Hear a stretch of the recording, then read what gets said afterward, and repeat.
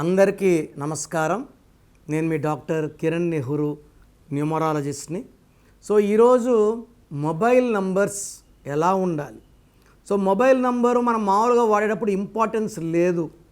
ఇప్పుడు mobile is linked with Aadhaar, linked with bank.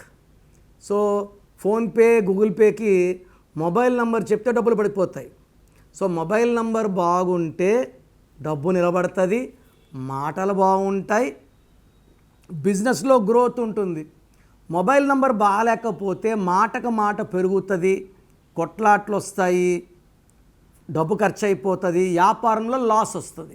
చాలామంది mobile నెంబర్కి అంత ఉంటుందా, కార్ నంబర్ అయినా మొబైల్ నంబర్ అన్నా నంబర్ ఈజ్ ఇంపార్టెంట్.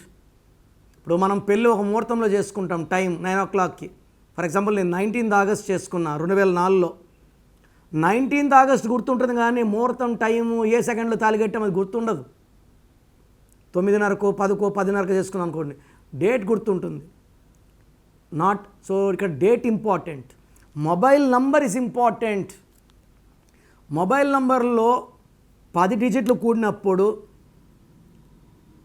31వ నంబర్ వస్తే 3, 1 = 4. రాహు అంటే పీడనలు. సో కష్టం ఎక్కువ ఉంటుంది, ఫలితం తక్కువ ఉంటుంది.